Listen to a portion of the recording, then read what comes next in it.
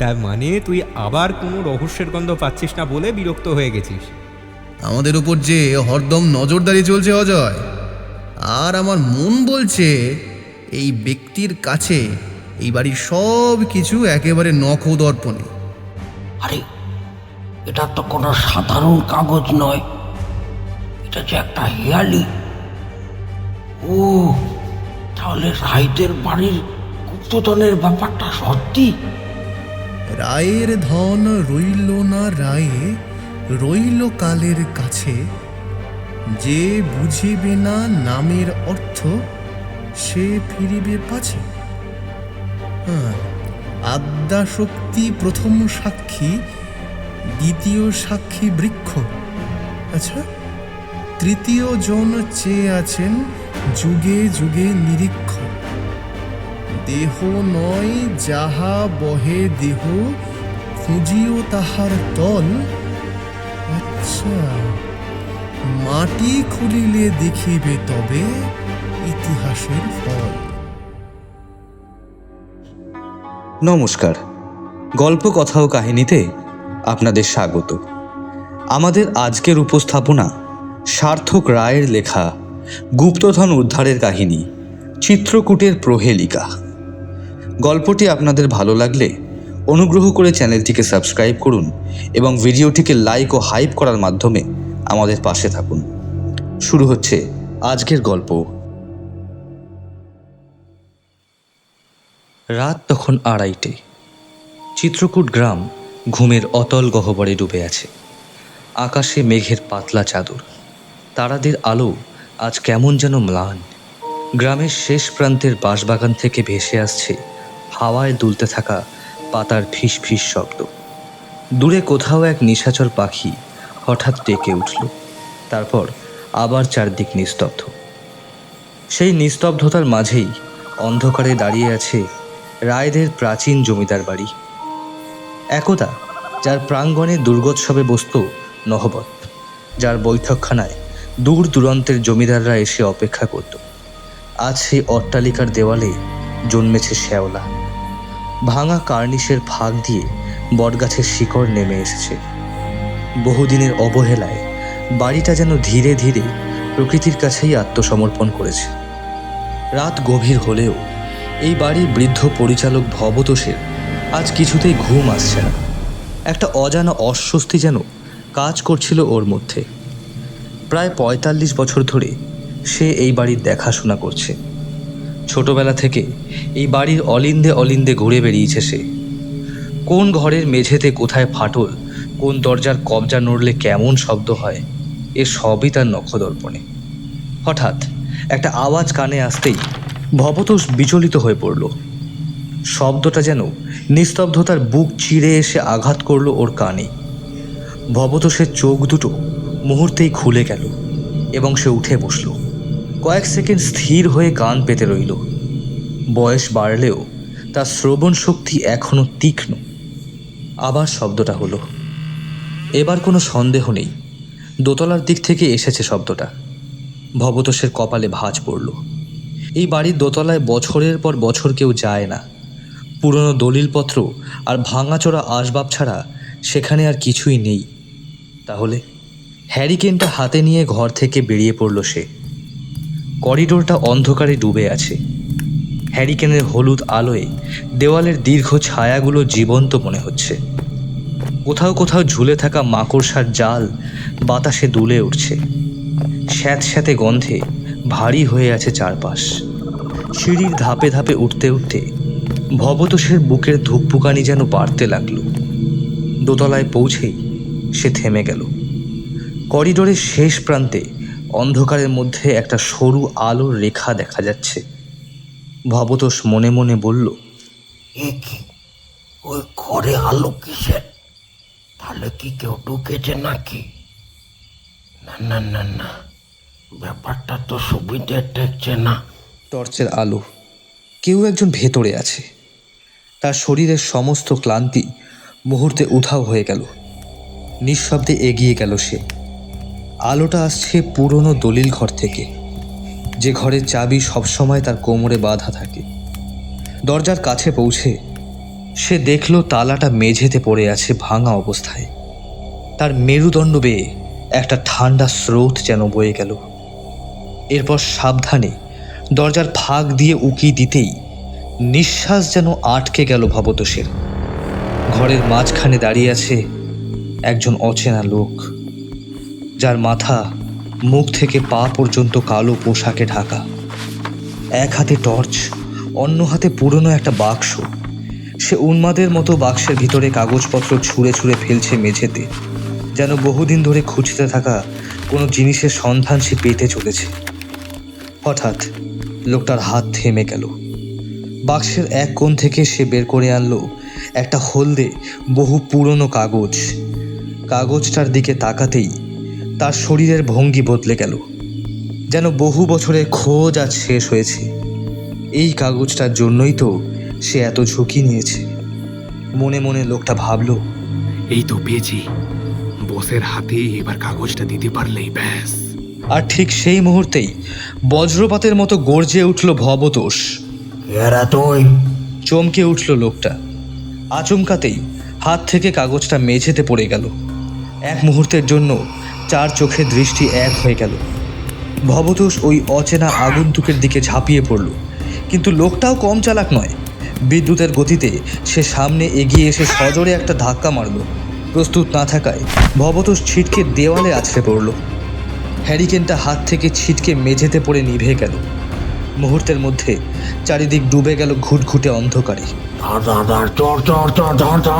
চিৎকার করে উঠল ভবতোষ, কিন্তু ততক্ষণে লোকটা করিডোর পেরিয়ে দৌড় শুরু করেছে। দ্রুত পায়ের শব্দ প্রতিধ্বনিত হতে লাগলো রায়বাড়ির নিস্তব্ধ অন্দরমহলে। ভবতোষ উঠে দাঁড়িয়ে তার পিছু নিল।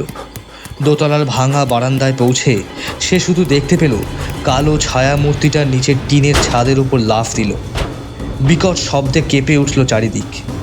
তারপর অন্ধকার তাকে গিলে ফেলল।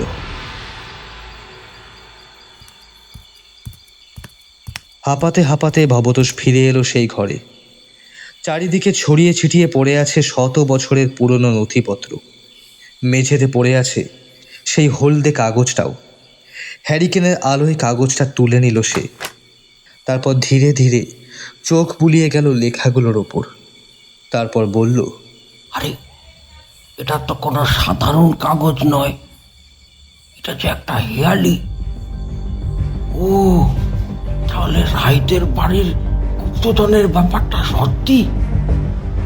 তাহলে কোথায় সেই গুপ্তধন?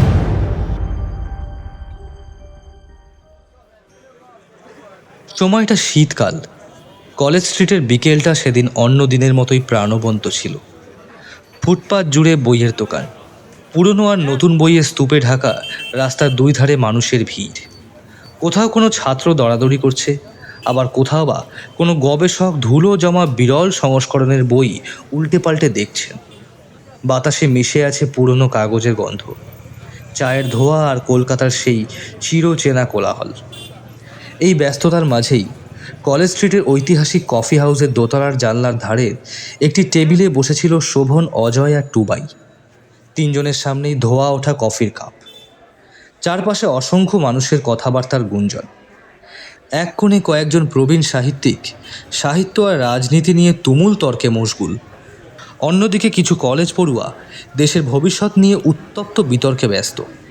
শোভন জানালার বাইরে তাকিয়ে দীর্ঘশ্বাস ফেলল। জীবনটা কেমন একরকম নীরস হয়ে যাচ্ছে জানিস। সেই ক্লাস, বাড়ি, পরীক্ষা, তারপর আবার সেই একই রুটিন। অজয় হেসে বলল, তার মানে তুই আবার কোনো রহস্যের গন্ধ পাচ্ছিস না বলে বিরক্ত হয়ে গেছিস কি, তাই তো? অবশ্যই। আরে শেষবার যে মামলাটা আমরা সমাধান করলাম, তারপর থেকে তো আর। টুবাই কফিতে চুমুক দিল, তারপর শান্ত গলায় বলল,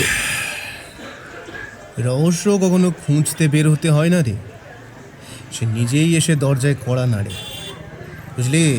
কথাটা শেষ হতেই পাশের টেবিলে বসা এক ভদ্রলোকের মোবাইল থেকে একটি নিউজ চ্যানেলের শব্দ ভেসে এলো। চিত্রকূটের প্রাচীন রাজবাড়িতে গভীর রাতে রহস্যময় অনুপ্রবেশ। অজ্ঞাত পরিচয় এক ব্যক্তি জমিদার বাড়ির নিষিদ্ধ অংশে প্রবেশ করে গুরুত্বপূর্ণ কিছু নথিপত্র খুঁজতে থাকে। বাড়ির পরিচারক তাকে হাতে নাতে ধরে ফেললেও সে পালিয়ে যেতে সক্ষম হয়। টুবাইয়ের কপালে ভাঁজ পড়ল এবং হাত মাঝ আকাশে থেমে গেল। অজয় আর শোভনও কথাবার্তা বন্ধ করে কান খাড়া করলো। ঘটনাস্থল থেকে উদ্ধার হয়েছে একটি বহু পুরনো কাগজ, যা সম্ভবত কোনো সাংকেতিক বার্তা বা হেয়ালি। স্থানীয়দের দাবি, রায়বাড়ির সঙ্গে জড়িয়ে রয়েছে এক গুপ্তধনের ইতিহাস, যদিও প্রশাসনের পক্ষ থেকে এখনো কোনো সরকারি মন্তব্য করা হয়নি। কয়েক মুহূর্ত নীরবতা, তারপর উত্তেজিত হয়ে শোভন বলল, গুপ্তধন? আর তার সঙ্গে একটা হেয়ালি? টুবাই এবার কফির কাপটা নামিয়ে রাখল। ওর চোখে সেই পরিচিত ঝিলিক, যে ঝিলিক দেখা যায় কোনো নতুন রহস্যের মুখোমুখি হলে। টুবাই একটু ঝুঁকে এলো, তারপর বলল, ভাবতো একজন লোক গভীর রাতে একটা পুরনো জমিদার বাড়িতে ঢুকলো, কিন্তু সে টাকা, গয়না বা দামি জিনিস কিছুই চুরি করতে যায়নি।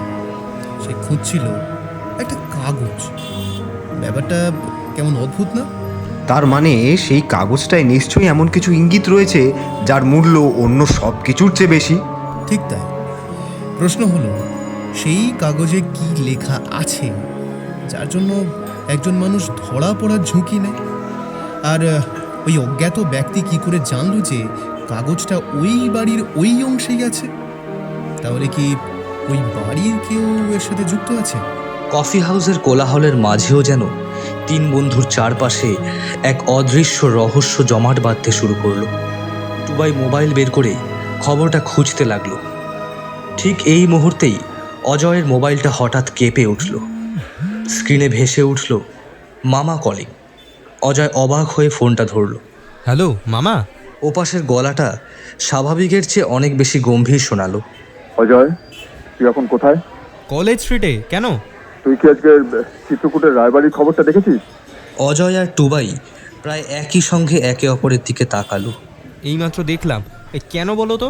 ওপাশে কয়েক সেকেন্ড নীরবতা, তারপর অজয়ের মামা নিচু গলায় বললেন, কারণ আজ দুপুরে ভবতোষ আমার কাছে এসেছিল।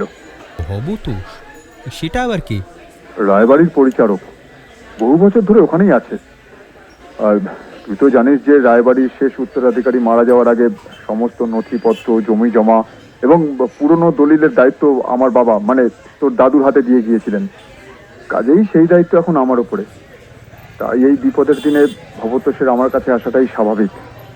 সে তো না হয় বুঝলাম। তারপর বলো। লোকটা খুব ভয় পেয়ে গেছে। বলছে যে তোর যে কাগজটা খুঁজছিল সেটা নাকি একটা গুপ্তধনের সংকেত। আর সবচেয়ে অদ্ভুত ব্যাপার কি জানিস? কি? যে লোকটা পালিয়েছে সে যাওয়ার আগে সম্ভবত সংকেতটার কিছু অংশ পড়ে ফেলেছে। কথাটা শুনে অজয়ের মুখের হাসি মিলিয়ে গেল। তারপর ভবতোষ কাগজটা আমাকে দেখিয়েছে। আমি অনেকক্ষণ ধরেই পড়েছি, কিন্তু কিছুই বুঝিনি। কিন্তু একটা জিনিস বুঝেছি, জানিস কি? এই কাগজটার জন্য লোকটা আবার ফিরে আসবে।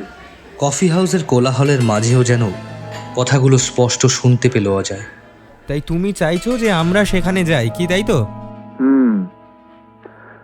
দেখ অজয়, আমার কি মনে হচ্ছে জানিস, ওই চিরকুটের মধ্যে না গুপ্তধনের সন্ধান লুকিয়ে আছে সম্ভবত। আমাদের তো অনুমানও সেই রকমই। হ্যাঁ, আগের বার যে জমিদার বাড়ির মূর্তি চুরির রহস্যটা তোরা সমাধান করেছিলি, সেটা খবরের কাগজে পড়েছিলাম। তাই আমার মনে হচ্ছে এই ধাঁধাটা পুলিশের চেয়ে তোদের বেশি কাজে লাগতে পারে। বুঝলাম। বেশ, তোরা কবে আসছিস আমাকে একবার ফোন করে জানাস। ঠিক আছে, জানাচ্ছি। ফোনটা কেটে যাওয়ার পর কয়েক মুহূর্ত সে চুপ করে বসে রইল। টুবাই ধীরে ধীরে জিজ্ঞেস করলো, কি হয়েছে? আমাদের চিত্রকূট গ্রামে যেতে হবে। টুবাইয়ের ঠোঁটের কোণে মৃদু হাসি ফুটে উঠল, যেন সে অজয়ের মুখ থেকে এতক্ষণ এই কথাটা শুনবে বলেই অপেক্ষা করছিল। জানালার বাইরে কলেজ স্ট্রিট তখনও আগের মতোই ব্যস্ত, কিন্তু তিন মূর্তির সামনে খুলে গেছে সম্পূর্ণ অন্য এক রাস্তা। একটি পুরনো হেয়ালি, এক অজ্ঞাত অনুপ্রবেশকারী, আর বহু দশক ধরে হারিয়ে যাওয়া এক গুপ্তধনের রহস্য। ঠিক হলো, তার পরের দিন বিকেলে কলকাতা থেকে লোকাল ট্রেনে বেরিয়ে পড়বে ওরা।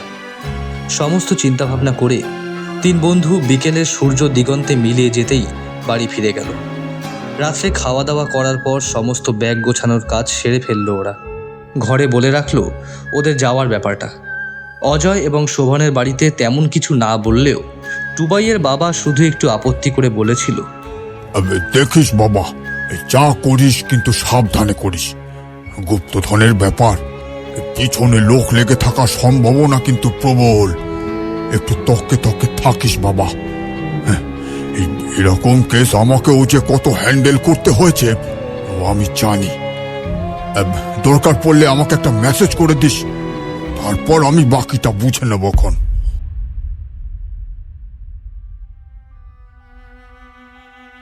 পরের দিন সকাল পেরিয়ে দুপুরের দিকে টুবাই, অজয় এবং শোভন বেরিয়ে পড়ল হাওড়া স্টেশনের উদ্দেশ্যে। স্টেশনে পৌঁছেই তিন বন্ধুর মধ্যে বেশ একটা উত্তেজনা। যতই হোক, এতদিন পর রহস্য তাদের দরজায় এসে কড়া নেড়েছে।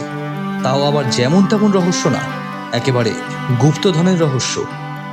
অজয়ের মামার বাড়ির পরিবেশটা সত্যিই খুব সুন্দর। তা ট্রেন থেকে নেমেই বুঝতে পারল টুবাই এবং শোভন। টুবাই বলল, অজয় রে, শহরের মতন অত্যাধুনিক প্রযুক্তি গ্রামে এখনো আসেনি বলেই হয়তো গ্রামগুলো শহরের থেকে আলাদা। সেই জন্যই হয়তো গ্রামের প্রকৃতি এত সুন্দর। সন্ধ্যের আগেই অজয়ের মামার বাড়ি পৌঁছে খাওয়া দাওয়া সেরে নিল ওরা তিনজন। অজয়ের মামা এবং মামি মিলে বেশ ভালোই আয়োজন করেছিলেন রাত্রিকালীন আহারের।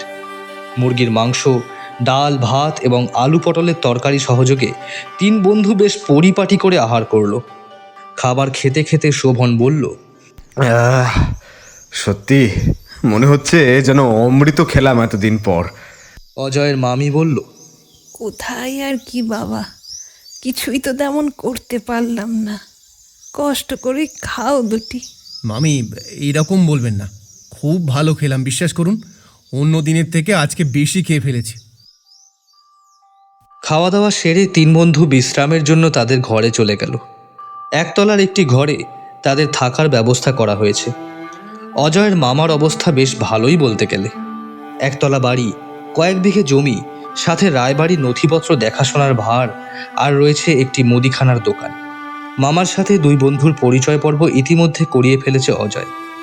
যাত্রার ধকলে তিন বন্ধু আজ তাড়াতাড়ি শুয়ে পড়ল এবং তারা বুঝতেই পারল না কখন তাদের চোখে ঘুম আচ্ছন্ন হয়ে গেল। সকালে জানালা দিয়ে আসা রোদের আলো মুখে পড়তেই ঘুম ভাঙল টুবাইয়ের। কিন্তু চোখ খুলেই ও দেখল ওর দুই বন্ধু তখনও ঘুমে বেহুশ। কিরে, তোরা ওঠ, দেখ সকাল হয়ে গেছে। কি সুন্দর লাগছে বাইরের পরিবেশটা। শোভন এবং অজয় প্রথমে একটু উঠতে আপত্তি করছিল বটে, কিন্তু চোখ খোলা মাত্র জানলা দিয়ে গ্রামের মনোমুগ্ধকর পরিবেশ দেখে মুগ্ধ হয়ে গেল। সত্যি বেশ লাগছে গ্রামটাকে। সকালের আলো যেন গোটা গ্রামটিকে ধীরে ধীরে স্নান করিয়ে দিচ্ছে তার রৌদ্র রশ্মির মাধ্যমে। ঘর থেকে বেরিয়ে ফ্রেশ হয়ে নিল ত্রিমূর্তি। তারপর তিন বন্ধুতে চা বিস্কুট খেয়ে বেরিয়ে পড়ল গ্রামটাকে দেখতে। মামা মামি কেউই আপত্তি করল না, বরঞ্চ ওদের বলল গ্রামটাকে ভালো করে ঘুরে দেখতে। গ্রামটা ঘুরে দেখতে ওদের বেশ ভালোই লাগছিল। বাচ্চারা খেলে বেড়াচ্ছে মাঠে মাঠে, কেউ বা কাঁধে ব্যাগ নিয়ে সকালে কোথাও পড়তে যাচ্ছে। চাষি ভাইরা মাঠের দিকে তাদের রোজগারের কাজ করতে চলেছে। এ যেন সত্যি এক অপরূপ গ্রাম্য জীবন। শোভন বলল, সত্যি এসব দেখে ওই জীবনানন্দ দাশের একটি কবিতার কথা খুব মনে পড়ে যাচ্ছে রে। কোন কবিতাটা রে? বাংলার মুখ আমি দেখিয়াছি। সত্যি রে, ওনার লেখা কবিতাগুলো কতটা যে সুন্দর সেটা আজকে এই গ্রামটাকে দেখে অনুভব করতে পারছি। কিন্তু আমি ভাবছি কখন ওই জমিদার বাড়িতে যাব, বুঝলি? হ্যাঁ, তা অবশ্য ঠিক। মামার সাথে একবার এই বিষয়টা নিয়ে আলোচনা করলে কেমন হয়? তা মন্দ হয় না, কিন্তু চল এবার তাহলে ফেরা যাক। বেলা গড়িয়ে দুপুর হতে চললো, মামা মামি চিন্তা করবে না হলে। চল চল। গ্রাম ঘুরে ওরা যখন বাড়ি ফিরল তখন বাজে বেলা 1টা। মামা মামি সত্যিই চিন্তা করছিলেন, কেননা অনেকক্ষণ হয়ে গেছিল তারা ফিরছিল না। মামা অজয়কে জিজ্ঞেস করলেন, আরে এতক্ষণ কোথায় ছিলিস তোরা? সকালেও কিছু খেয়ে বেরোসনি? মামা, আসলে গল্প করতে করতে আর গ্রামটা ঘুরে দেখতে দেখতে যে কখন এতটা সময় পার হয়ে গেল বুঝতেই পারিনি। যাই হোক, সকাল থেকে তোদের পেটে কিছু পড়েনি, তাই দুপুরে খাবারটা তাড়াতাড়ি সেরে ফেল। আর কালকে ভালোভাবে তোদের সাথে কথাও বলা হয়নি। রাত্রে বেশ করে জমি আড্ডা দেবো, কেমন? তাছাড়া কিছু কথাও বলার আছে তোদেরকে। মামার এই কথা শুনে তিন বন্ধু তো বেজায় খুশি হয়ে গেল। রাত্রে আড্ডার আসর মামার সাথে উফ, জমে যাবে একেবারে। হাত পা ধুয়ে দুপুরের খাওয়া চটপট সেরে ফেলল ওরা। গ্রামে সন্ধ্যা নেমেছে, দিকে দিকে বেজে উঠছে শঙ্খধ্বনি। মামিও তুলসীতলায় প্রদীপ জ্বালালেন এবং ধূপকাঠি দেখালেন। রাতের খাওয়া দাওয়া শেষ হতে প্রায় 10:30 বেজে গেল। মামার বাড়ির সামনের বারান্দায় 4 জন গোল হয়ে বসেছে। আকাশ ভরা তারা, দূরে কোথাও ঝিঝি পোকার একটানা ডাক। মাঝে মাঝে হালকা বাতাস এসে উঠোনের আম গাছটার পাতাগুলো নড়িয়ে দিচ্ছে। টেবিলের উপর একটা লণ্ঠন জ্বলছে। লণ্ঠনের হলুদ আলোয় 4 জনের মুখ স্পষ্ট দেখা যাচ্ছে। মামা পকেট থেকে ভাঁজ করা কাগজটা বের করে টেবিলের উপর রাখলেন। এই দেখ, এই হচ্ছে সেই কাগজ। টুবাই সাবধানে কাগজটা হাতে তুলে নিল। কাগজের রং প্রায় বাদামি হয়ে গেছে, মনে হচ্ছে বহু বছরের পুরনো। কিছুক্ষণ চুপচাপ লেখাগুলোর দিকে তাকিয়ে রইল সে। সেখানে লেখা, রায়ের ধন রইল না রায়ে, রইল কালের কাছে, যে বুঝিবে না নামের অর্থ, সে ফিরিবে পাছে। আদ্যাশক্তি প্রথম সাক্ষী, দ্বিতীয় সাক্ষী বৃক্ষ। আচ্ছা, তৃতীয় জন চেয়ে আছেন যুগে যুগে নিরীক্ষ। দেহ নয় যাহা বহে দেহ, খুঁজিও তাহার তল। আচ্ছা, মাটি খুলিলে দেখিবে তবে ইতিহাসের ফল। শোভন কৌতূহলী গলায় বলল, হ্যাঁ, কি মনে হচ্ছে? টুবাই কাগজটা আলোয় ধরে দেখল। এটা কোনো সাধারণ হেয়ালি নয়। মানে? যে লিখেছে সে যে ভালোই বুদ্ধি ধরে তা না মেনে উপায় নেই, বুঝলি? ভবতোষ ঠিক এটাই বলছিল, কিন্তু ওর ধারণা এটা গুপ্তধনের সংকেত। আমাদের দেশে যত পুরনো জমিদার বাড়ি আছে, এই সব কটার সঙ্গেই একটা না একটা গুপ্তধনের গল্প জড়িয়েই থাকে। ঠিক কথা, কিন্তু এই বাড়িটার ইতিহাস একটু আলাদা। কিভাবে? মামা চেয়ারে হেলান দিলেন। প্রায় 150 বছর আগে রায়বংশ ছিল এই অঞ্চলের সবচেয়ে ধনী জমিদার পরিবার। কথিত আছে তাদের কাছে প্রচুর সোনা, রূপো আর দুর্মূল্য রত্ন ছিল। ইংরেজ আমলের শেষের দিকে পরিবারটা ভেঙে পড়তে শুরু করে, জমিদারি প্রথাও উঠে যায়, উত্তরাধিকারীদের মধ্যে সম্পত্তি নিয়ে ঝামেলাও শুরু হয়ে যায়। আর গুপ্তধনের গল্পটা তখন থেকেই? না, আসল গল্পটা শুরু হয় শেষ জমিদার সুধাংশু শেখর রায়কে নিয়ে।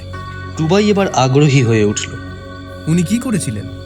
মৃত্যুর কয়েক মাস আগে হঠাৎ তিনি ঘোষণা করেন যে পরিবারের সবচেয়ে মূল্যবান সম্পদ রয়েছে ত্রিকালদর্শীর নজরদারিতে। কেন? সে কথা তিনি বলেননি। কয়েক সেকেন্ড নীরবতা। দূরে একটা কুকুর ডেকে উঠল। মামা নিচু গলায় বললেন, তারপর হঠাৎ একদিন তিনি মারা যান, আর তাঁর মৃত্যুর পর থেকেই শুরু হয় খোঁজাখুঁজি। কিছু পাওয়া যায়নি? না, মানে একেবারেই না? একেবারেই না। অজয় ভুরু কুচকে বলল, তাহলে লোকটা এত রাতে ওই বাড়িতে ওই কাগজ খুঁজতে গেল কেন? মামা এবার টেবিলের উপর ঝুঁকে এলেন। ঠিক এই প্রশ্নটাই আমাকেও ভাবাচ্ছে। কেন? ভবতোষের মতে লোকটা সোজা দলিল ঘরেই ঢুকেছিল। তাতে? দেখ, রায় বাড়িতে প্রায় 50টা ঘর আছে, হ্যাঁ, কিন্তু সে একবারও ভুল ঘরে যায়নি। 4 জনেই চুপ হয়ে গেল। টুবাই ধীরে ধীরে বলল, অর্থাৎ লোকটা আগে থেকেই জানতো কোন ঘরে ওই কাগজটা আছে। ঠিক তাই। তাহলে কি আর আছে, আগে থেকেই নিশ্চয়ই কোনো কিছু তথ্য ছিল। সম্ভব। টুবাই কিছুক্ষণ চিন্তা করে বলল, আমার মনে হচ্ছে এই হেয়ালির শেষেই গুপ্তধনের হদিশ আছে। আমার মনও সেটাই বলছে, বুঝলি? কেউ যদি শুধু এই কাগজের জন্য নিজের পরিচয় লুকিয়ে গভীর রাতে জমিদার বাড়িতে ঢোকে, তাহলে সে নিশ্চয় জানে এই কাগজের গুরুত্ব কতটা। একদম তাই। মামা চুপচাপ মাথা নাড়লেন। আমিও তাই ভাবছি। বাতাসটা যেন হঠাৎ আরো ঠান্ডা হয়ে গেল। টুবাই আবার কাগজটার দিকে তাকালো। ওর চোখে তখন সেই পরিচিত ঝিলিক, যে ঝিলিক দেখলেই অজয় বুঝতে পারে টুবাইয়ের মাথায় কিছু একটা ঘুরছে। অবশেষে সে ধীরে ধীরে বলল, কাল সকালে আমরা রায়বাড়িতে যাব। হ্যাঁ, সে গেলেই হয়। তুমি কি বলো মামা? তা তো যাওয়াই যায়। টুবাই মৃদু হাসল এবং বলল, বেশ, তাহলে যেমন ভাবা তেমন কাজ। ওই কথাই রইল, কালকে সকালে মিশন রায়বাড়ি।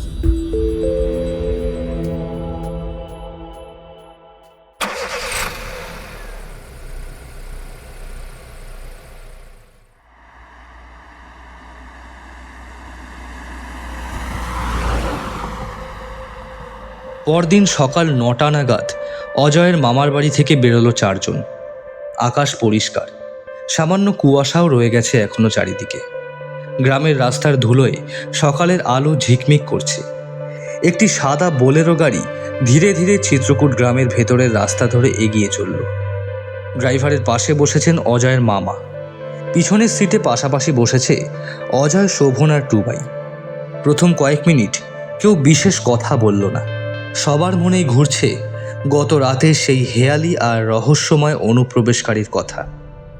নীরবতা ভাঙল শোভন। আচ্ছা মামা, একটা তুমি কথা বলো তো, যে ওই রায়বাড়িতে এখন আর কেউ থাকে না? না না, রায়বাড়ির সদস্যরা এখন সবাই বাইরে। শুধু থাকার মধ্যে বলতে ভবতোষ আর ছেলে বিমল, ওরা দুজনেই আপাতত বাড়িটা দেখাশোনা করে। আচ্ছা, বুঝলাম। হ্যাঁ। অজয় অবাক হয়ে বলল, এত বড় বাড়িতে ওরা শুধু দুজন? প্রথমে আমিও অবাক হয়েছিলাম, কিন্তু ভবতোষ সেই ছোটবেলা থেকেই ওই বাড়িতে আছে। এখন ওর কাছে ওই বাড়িটাই সংসার। গাড়ি একটা বাঁক নিতেই রাস্তার দুপাশে ঘন আম বাগান দেখা গেল। টুবাই জানলার বাইরে তাকিয়েছিল। হঠাৎ সে বলল, ভবতোষবাবু কি কাউকে সন্দেহ করছেন? মামা মাথা নাড়লেন। না, অন্তত আমাকে তো কিছু বলেনি। গ্রামের কাউকে? সেটাও না। টুবাই চুপ করে গেল। কিরে, কি ভাবছিস? একটা ব্যাপার। কি? লোকটা যদি শুধু কাগজটাই চাইতো, তাহলে কাগজটা নিয়ে পালিয়ে গেল না কেন? কারণ ভবতোষ ধরে ফেলেছিল। সেটা ঠিক, কিন্তু ভবতোষ তো বলেছে কাগজটা ওর হাত থেকে পড়ে যায়। তারপর সে আর কাগজটা তোলার চেষ্টাও করেনি, সরাসরি পালিয়েছে। অজয় কয়েক সেকেন্ড ভেবে বলল, ভয়ে? হতে পারে। টুবাই কাঁধ ঝাঁকালো। আবার এটাও হতে পারে কাগজটার কিছু অংশ পড়েই সে যা জানা জেনে গেছে। গাড়ির ভেতর আবার নীরবতা নেমে এলো। এই কথাটা 3 জনের মনেই নতুন প্রশ্ন তৈরি করলো। মামা তারপর বললেন, জানিস, ঠিক এই কারণেই আমি চাইছিলাম তোরা একবার ব্যাপারটা দেখ। পুলিশকে জানানো হয়নি? হয়েছে। তারপর? পুলিশ এটাকে সাধারণ চুরির চেষ্টা বলেই মনে করছে। আর আমরা ওটা মানছি না, কারণ একজন চোর মাঝরাতে দলিল ঘরে ঢুকে পুরনো কাগজ নিশ্চয়ই খুঁজবে না। কথাটা শুনেই টুবাই মাথা নাড়ল। প্রায় 20 মিনিট পর জনবসতি কমে আসতে শুরু করলো। রাস্তার দুপাশে এখন শুধু বড় বড় গাছ আর ঝোপঝাড়। দূরে কোথাও একটা বক ধানের জমিতে দাঁড়িয়ে আছে। মামা সামনে আঙুল তুলে বললেন, ওই সামনের ওই বাঁকটা ঘুরেই খানিকটা, আর মাত্র 5 মিনিট। অজয় জানলা দিয়ে উকি দিল। গাড়ি আরেকটা বাঁক নিতেই বাড়িটা চোখে পড়ল। প্রথম দর্শনেই 4 জনই চুপ করে গেল। কেউ কিছু বলল না, কারণ এত বড় বাড়ি তারা কেউ কল্পনাও করেনি। ভাঙাচোরা, জীর্ণ, অথচ এখনো রাজকীয়। মনে হচ্ছিল ইতিহাসের একটা বিশাল অংশ সময়ের সঙ্গে লড়াই করে এখনো দাঁড়িয়ে আছে। শোভন ধীরে ধীরে বলল, সত্যি বলতে কি, এই বাড়িটা দেখেই মনে হচ্ছে যে এর ভিতরে অনেক রহস্য লুকিয়ে আছে। টুবাই এবার শুধু একটাই কথা বলল, শুধু রহস্যই নয়, গুপ্তধনের চাবিকাঠিও।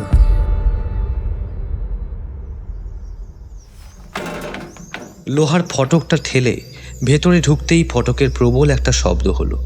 উঠোন জুড়ে কোমর সমান আগাছা, কোথাও ভাঙা পাথরের মূর্তি, কোথাও উল্টে পড়ে থাকা পুরনো ফুলের টব। বাড়িটার দিকে তাকালে এখনও তার অতীতের ঐশ্বর্যের ছাপ চোখে পড়ে। অজয়ের মামা এগিয়ে যেতে যেতে বললেন, এক সময় এই উঠোনে নাকি একসঙ্গে 300 লোক খেতে বসতো। 300? হ্যাঁ, দুর্গাপুজোর সময় আশেপাশের গ্রাম থেকেও লোক আসতো। কথা বলতে বলতেই তারা বাড়ির সদর দরজার সামনে এসে পৌঁছালো। দরজাটা আধ খোলা ছিল। ঠিক তখনই ভেতর থেকে একজন বেরিয়ে এলো। মাঝবয়সী একজন মানুষ, গায়ে মলিন ধুতি পাঞ্জাবি, চোখে মুখে ক্লান্তির ছাপ। অজয়ের মামা হাত নেড়ে বললেন, এই যে ভবতোষ। লোকটা কাছে এসে নমস্কার করলো। আসুন বাবু, আসুন। তারপর কৌতূহলী চোখে 3 বন্ধুর দিকে তাকালো। এরাই কি সেই ছেলেরা? হ্যাঁ। ভবতোষ মাথা নাড়ল। ভালোই হয়েছে, ভালোই হয়েছে। আমি একা আর কিছু বুঝে উঠতে পারছি না। ভবতোষের কথা শেষ হতেই বাড়ির ভেতর থেকে বছর 20-22-এর একটি যুবক বেরিয়ে এলো। গায়ে মলিন জামা, পরনে পায়জামা, হাতে একটা ঝাঁটা। ছেলেটাকে দেখিয়ে ভবতোষ বলল, এ আমার ছেলে বিমল। বিমল মাথা নিচু করে সকলকে নমস্কার করল। অজয়ের মামা হেসে বললেন, কিরে, কেমন আছিস? আমি ভালো আছি কাকু, আপনি? এই চলে যাচ্ছে রে। ও এখন আমার সঙ্গেই থাকে, বাড়িটার কাজকর্মে হাত লাগায়। এই বিশাল বাড়ি একা মানুষের পক্ষে সামলানো সম্ভব নয়। শোভন চারপাশে একবার তাকিয়ে বলল, সেটাও ঠিক। আপনার একার পক্ষে এই বাড়ি সামলানো তো সত্যিই খুব মুশকিল ব্যাপার। ভবতোষ হালকা হেসে বলল, আগে একাই ছিলাম, কিন্তু বয়স বাড়ছে। এখন বিমল না থাকলে অনেক কাজই সামলাতে পারতাম না। টুবাই এতক্ষণ চুপ করে ছেলেটার দিকে তাকিয়েছিল। হঠাৎ সে জিজ্ঞেস করলো, সেদিন রাতে যখন লোকটা ঢুকেছিল তখন আপনি কোথায় ছিলেন? বিমল একটু অপ্রস্তুত হয়ে বলল, আমি পেছনের দিকের ঘরে ঘুমোচ্ছিলাম। বাবার চিৎকার শুনে বেরিয়ে আসি, কিন্তু ততক্ষণে লোকটা পালিয়ে গেছে। তাকে দেখতে পেয়েছিলেন? না, আমি শুধু দৌড়ে পালানোর শব্দ শুনেছিলাম। টুবাই ধীরে ধীরে মাথা নাড়ল। তারপর আর কিছু বলল না। টুবাই লক্ষ্য করল লোকটার চোখের নিচে কালি পড়ে আছে। মনে হচ্ছে কয়েক রাত ঠিক মতো ঘুম হয়নি। বিমল এরপর বলল, আচ্ছা বেশ, আপনারা তাহলে কথা বলুন, আমি আসি, আমার অনেক কাজ পড়ে আছে। এই বলে সে চলে গেল। পিছন ঘুরেও তাকালো না। টুবাই দেখল সবটা। ওর মনে বিমলের সম্পর্কে সন্দেহ বাড়ল বই কমল না। অজয় জিজ্ঞেস করল, আচ্ছা, আপনি কি খুব ভয় পেয়ে গেছিলেন সেদিন? ভবতোষ একটু ইতস্তত করে বলল, ভয় তো পেয়েছিলামই বাবু, তবে লোকটাকে দেখে যতটা না ভয় পেয়েছি তার চেয়ে বেশি অবাক হয়েছি। কেন? কারণ আমার প্রশ্ন, লোকটা ওই ঘরটাতেই যেতে হবে তা কি করে নিশ্চিন্ত হলো? আর পালানোর সময় বা কেন ওই কাগজটা নিল না? টুবাই সঙ্গে সঙ্গে প্রশ্ন করল, দলিল ঘরে আগে কখনো কাউকে ঢুকতে দেখেছেন? না না না। সম্প্রতি বাড়ির আশেপাশে কোনো অচেনা লোক? ভবতোষ কিছুক্ষণ ভেবে মাথা নাড়ল। হ্যাঁ, একজনকে দেখেছিলাম। সবাই একসঙ্গে তার দিকে তাকালো। কবে? তা প্রায় মাসখানেক আগে। কোথায়? বাড়ির সামনের রাস্তার কাছে। কে ছিল? জানি না, শহুরে চেহারা, অনেকক্ষণ বাড়িটার দিকে তাকিয়েছিল। তখন সন্দেহ হয়নি? হয়েছিল, কিন্তু পরে আর দেখিনি। টুবাই চুপ করে গেল। মনে হলো কথাটা সে মনে রাখল। ভবতোষ বলল, আসুন আগে দলিল ঘরটা দেখাই। তারা বাড়ির ভেতরে ঢুকল। লম্বা করিডোর, উঁচু ছাদ, দেওয়ালের রং খসে পড়েছে। জানালা দিয়ে ঢোকা আলো মেঝের ওপর লম্বা ছায়া ফেলেছে। কোথাও একটা কবুতর হঠাৎ ডানা ঝাপটালো। শোভন অজান্তেই চমকে উঠল। অজয় হেসে বলল, কি রে, ভূত নাকি? ধুর। সবাই একটু হেসে উঠল, কিন্তু টুবাই হাসল না। সে হাঁটতে হাঁটতে চারপাশটা খুঁটিয়ে দেখছিল। হঠাৎ সে থেমে গেল। কি হলো? টুবাই মেঝের দিকে আঙুল দেখালো।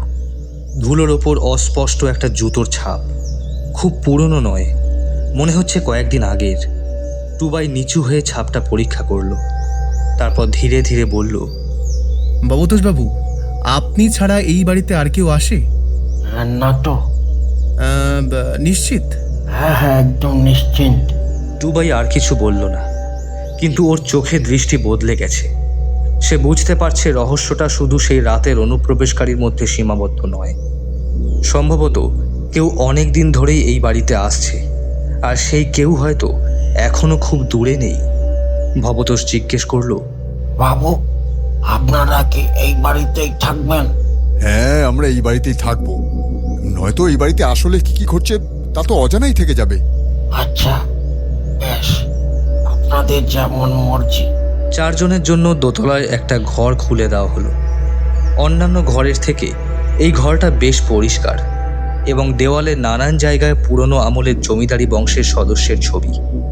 শোভন বলল, জমিদারদের বেশ ভালোই প্রতিপত্তি ছিল দেখছি। হ্যাঁ, তা তো ছিল বই কি। বেশ অর্থ সম্পদে ফুলে ফেপে উঠেছিল রাজকোষাগার। তো কে জানে এখন কোথায় সেই ধনরত্ন লুকিয়ে আছে।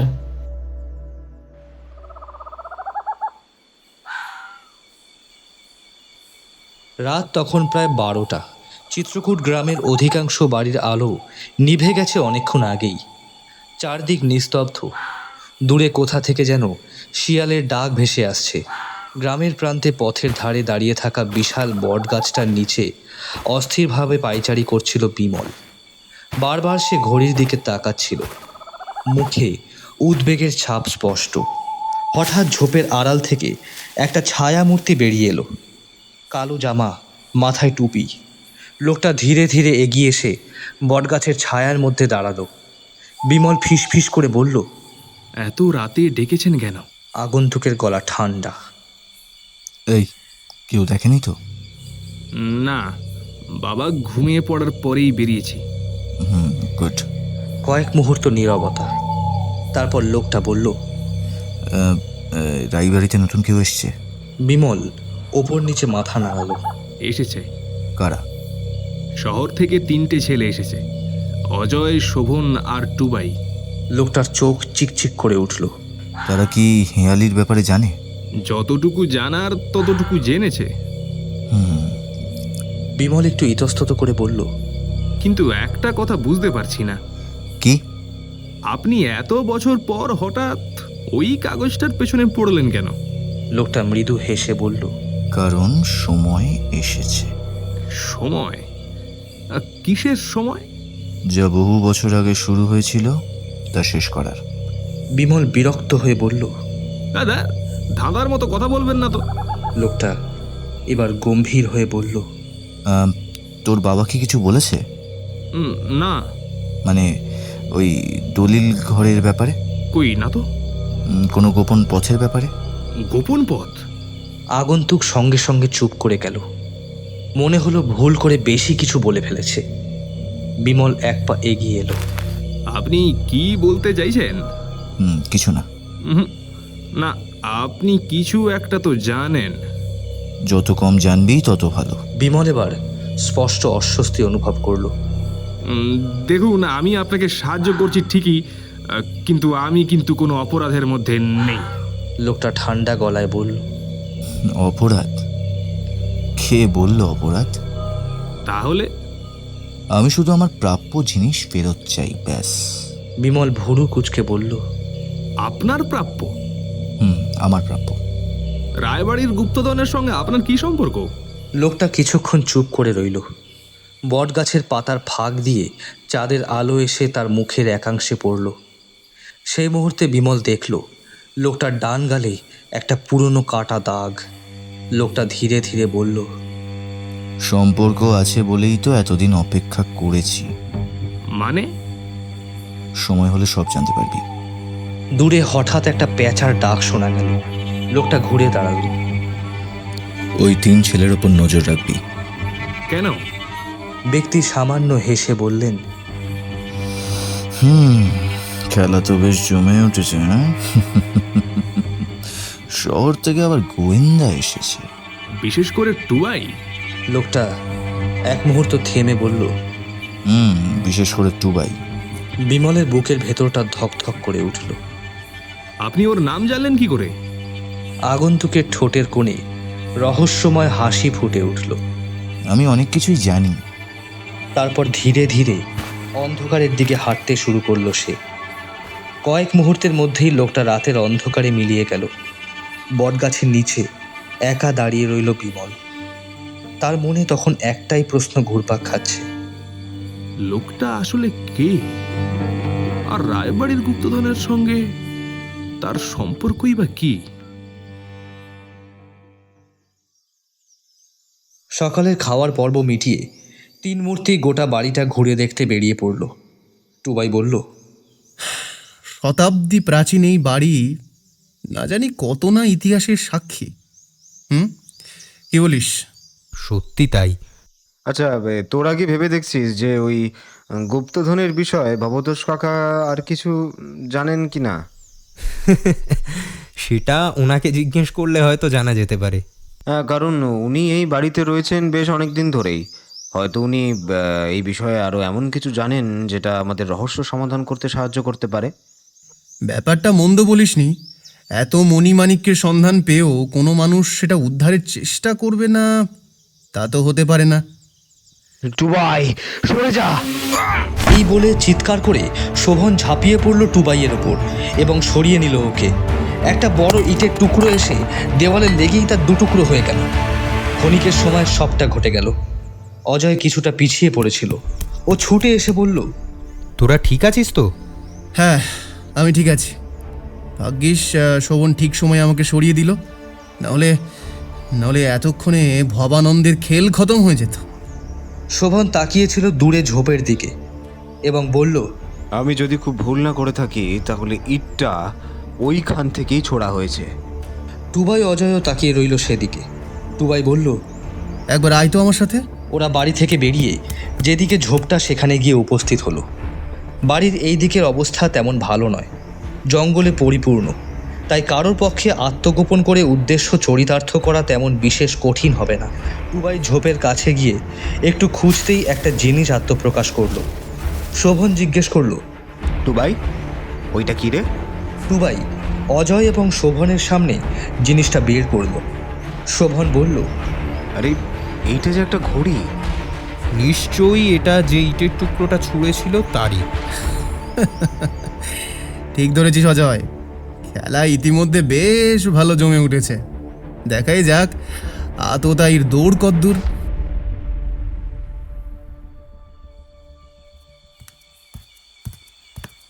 বিকেলের দিকে ভবতোষ চা নিয়ে এলে পর মামা এবং তিন মূর্তি বেশ জমিয়ে চা খেতে লাগলো। চা খেতে খেতে টুবাই বলল, আচ্ছা অজয়, ধাঁধাটার প্রথম 4 লাইন একটু বলতো। রায়ের ধন রইল না রায়ে, রইল কালের কাছে। যে বুঝিবে না নামের অর্থ, সে ফিরিবে পাছে। আদ্যাশক্তি প্রথম সাক্ষী, দ্বিতীয় সাক্ষী বৃক্ষ, তৃতীয় জন চেয়ে আছেন যুগে যুগে নিরীক্ষ। শোভন কাগজটার দিকে কয়েক সেকেন্ড তাকিয়ে থেকে বিরক্ত গলায় বলল, জমিদার বাবু একটা মানুষ ছিলেন না ধাঁধার কারখানা? কথাটা শুনে সবাই হেসে উঠল। অজয় বলল, রায়ের ধন রইল না রায়ে, রইল কালের কাছে। যে বুঝিবে না নামের অর্থ, সে ফিরিবে পাছে। তারপর মাথা চুলকে বলল, আচ্ছা, আমার কাছে তো সবই হেঁয়ালির মতো লাগছে। মামা চায়ের কাপে চুমুক দিয়ে বললেন, তা প্রথম লাইনের মানেটা কি হতে পারে? আমার মতে ব্যাপারটা একেবারে সোজা। রায়ের ধন রাজবাড়িতেই আছে। কিন্তু সেখানে তো লেখা আছে রইল না রায়ে।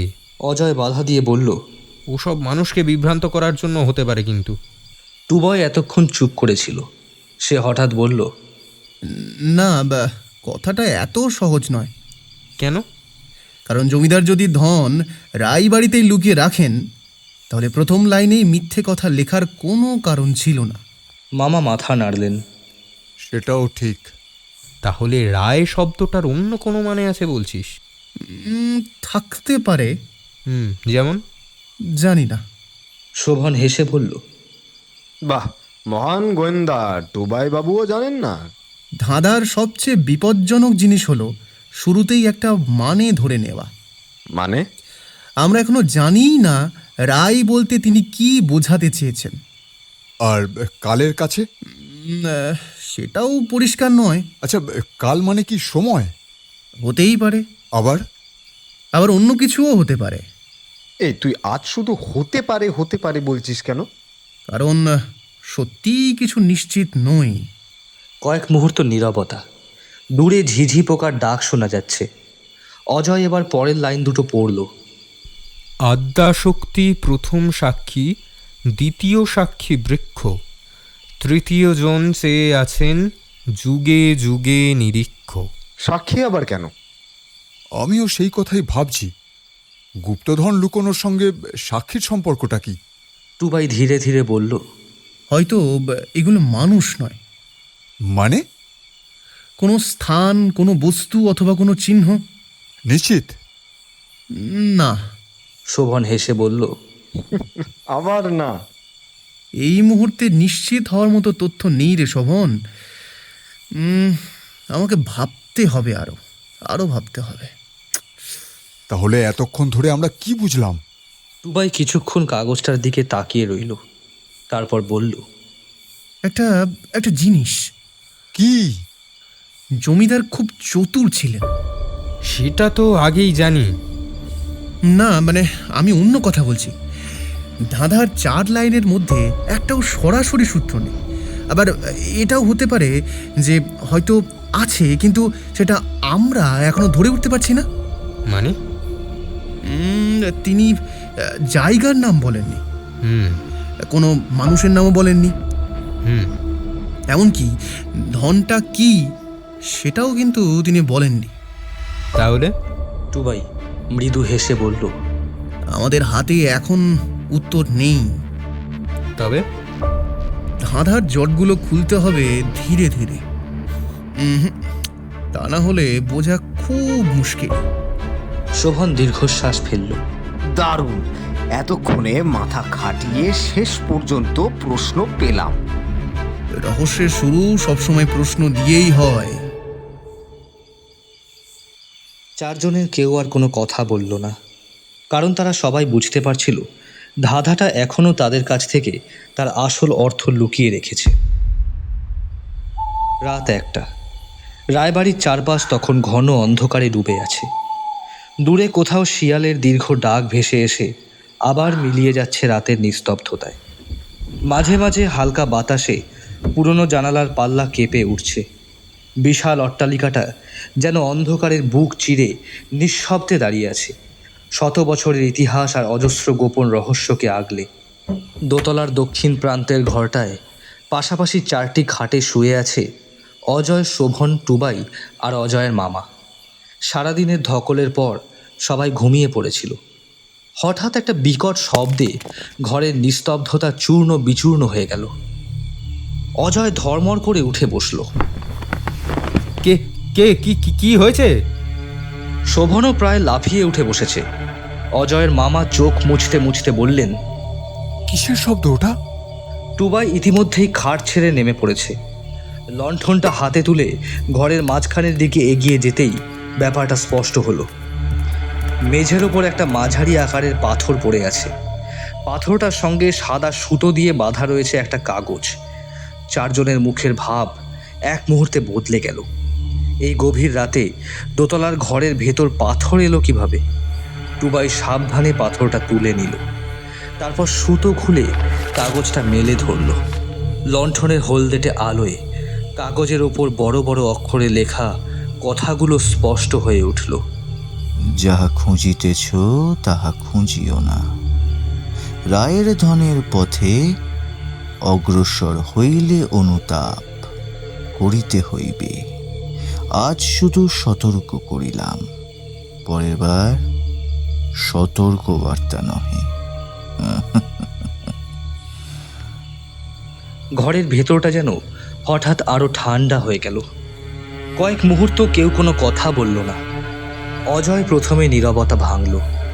এটা আমাদের উদ্দেশ্যেই লেখা, তাই না? নিঃসন্দেহে। কিন্তু লোকটা জানলো কি করে যে আমরা এই ঘরে আছি? প্রশ্নটা শোনা মাত্রই সবাই চুপ করে গেল। টুবাই ধীরে ধীরে জানলার দিকে এগিয়ে গেল। জানলাটা পুরো বন্ধ ছিল না, একটা পাল্লা সামান্য ফাঁক হয়ে আছে। সে বাইরে তাকালো। রায়বাড়ির বিশাল উঠোনটা চাঁদের আলোয় আবছা দেখা যাচ্ছে। আগাছা আর অন্ধকারে ডুবে থাকা করিডোর ছাড়া আর কিছুই চোখে পড়ল না। ঠিক তখনই টুবাইয়ের চোখে যেন একটা নড়াচড়া ধরা পড়ল। উঠোনের শেষ প্রান্তে ভাঙা নাট মন্দিরের কাছে একটা কালো ছায়া, মুহূর্তের জন্য তারপরে অদৃশ্য।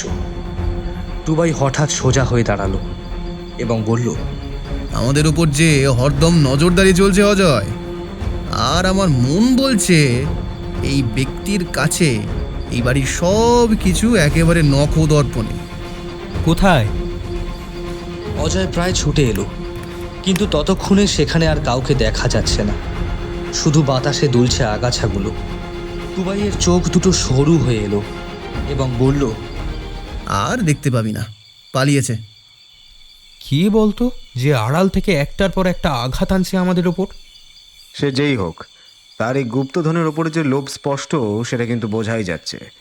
একদম ঠিক ধরেছিস, কিন্তু আমি তো এর শেষ দেখেই ছাড়ব।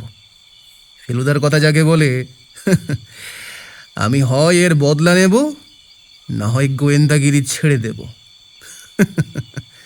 আততাই যখন পালিয়েছে তখন আর রাতের ঘুমটা নষ্ট করে লাভ নেই, বরং কাল সকালে ধাঁধাটা নিয়ে একবার বসা যাবে। হ্যাঁ, সেই বরং ভালো হবে। কিন্তু টুবাই এক দৃষ্টে তাকিয়েই রইল জানলার বাইরে। ওর চোখে এখন হাজারো প্রশ্ন। না জানি কখন তার উত্তরগুলো এসে ধরা দেবে তার মস্তিষ্কে। সকালের রোদ তখন রায়বাড়ির ভাঙা জানলার ফাঁক গলে ঘরের মেঝেতে এসে পড়েছে। গত রাতের ঘটনাটা এখনো সবার মাথায় ঘুরপাক খাচ্ছে। সতর্ক বার্তাযুক্ত কাগজটা টেবিলের উপর রাখা, আর তার পাশেই জমিদারের সেই রহস্যময় ধাঁধা। ভবত সকালে চা দিয়ে যাওয়ার পর চারজন আবার গোল হয়ে বসল। টুবাই ধাঁধার কাগজটার দিকে তাকিয়ে বলল, আমরা এতক্ষণ ধরে ধাঁধাটাকে বড্ড জটিল করে ভাবছিলাম রে। শোভন চায় চুমুক দিয়ে বলল, মানে? বিশ্বাসে মেলাই বস্তু, তর্কে বহুদূর। অজয় ভুরু কুচকে বলল, এই তোর না সব সময় শুধু হেঁয়ালি। এক তো এই হেঁয়ালিতে মাথা ঘেঁটে আছে, তার মধ্যে আবার তোর হেঁয়ালি। ধুর ধুর তোর। রায়ের ধন রইল না রায়ে, রইল কালের কাছে। এখানে কালের শব্দটা অদ্ভুত। অদ্ভুত কেন? কারণ সময়ের কাছে কথাটা বাংলা ভাষায় খুব স্বাভাবিক নয়। আর যদ্দূর সম্ভব ছন্দ পতন যাতে না ঘটে, তাই হয়তো এই শব্দদ্বয়ের আবির্ভাব। তা ঠিক। জমিদার ইচ্ছে করেই কালের কাছে লিখেছেন। তাতে কি হলো? আচ্ছা, চিত্রকূট গ্রামে কি কোনো কালী মন্দির আছে? মামা কয়েক সেকেন্ড ভেবে বললেন, আছে তো বটেই। পুরনো? হ্যাঁ, খুবই পুরনো। গ্রামের সবচেয়ে পুরনো মন্দির বললেই চলে। অজয় হঠাৎ বলে উঠল। দাঁড়া দাঁড়া, সে ধাঁধা তৃতীয় লাইনটা পড়ল। আদ্যাশক্তি প্রথম সাক্ষী। ঘরের ভেতর কয়েক মুহূর্ত নীরবতা নেমে এলো। শোভন এবার একটু সোজা হয়ে বসল। এই তো মিলছে। তার মানে কালের কাছে আর আদ্যাশক্তি দুটোই কি একই জায়গাটিকে ইঙ্গিত করছে? হতেই পারে। আবার তো সেই হতে পারে। টুবাইও মৃদু হেসে বলল, গোয়েন্দাগিরিতে নিশ্চিত না হয়ে সিদ্ধান্ত নেওয়া বিপজ্জনক। এরপর সে আবার কাগজটার দিকে তাকালো। আদ্যাশক্তি প্রথম সাক্ষী, দ্বিতীয় সাক্ষী বৃক্ষ। হঠাৎ তার চোখ চকচক করে উঠল। মামা, কালী মন্দিরের কাছে কি কোনো পুরনো গাছ আছে? মামা এবার একদম চমকে উঠলেন। হ্যাঁ, আরে হ্যাঁ, আছে তো। কি? এই মন্দির থেকে সামান্য দূরেই একটা বিশাল অশ্বত্থ গাছ আছে। শুনেই অজয় আর শোভন একে অপরের দিকে তাকালো। টুবাই এবার আর কিছু বলল না, শুধু কাগজটার দিকে তাকিয়ে রইল। কয়েক সেকেন্ড পর সে ধীরে ধীরে বলল, তাহলে আমরা অন্তত দুটো জিনিস পেলাম। কি? আদ্যাশক্তি আর বৃক্ষ। অর্থাৎ ধাঁধার প্রথম দুই সাক্ষীকে চিহ্নিত করা গেছে, তাই তো? সম্ভবত। শোভন উত্তেজিত হয়ে বলল, তাহলে গুপ্তধন ওখানেই? না। টুবাই সঙ্গে সঙ্গে মাথা নাড়ল। এই ভুলটাই করা যাবে না। কেন? কারণ এখনো তৃতীয় সাক্ষী কে সেটা আমরা জানি না। সে ধাঁধার শেষ লাইনটার দিকে আঙুল দেখালো। তৃতীয় জন চেয়ে আছেন যুগে যুগে নিরীক্ষ। যতক্ষণ না তৃতীয় সাক্ষীকে খুঁজে পাচ্ছি ততক্ষণ ধাঁধার আসল অর্থ বুঝতে পারবো না। 3 মূর্তি যেন একটা আশার আলোর সন্ধান পেয়েছে, কিন্তু ওরা একবারের জন্য খেয়াল করলো না ওদের ঘরের দরজার পাশ থেকে একটা ছায়া মূর্তি সরে গেল।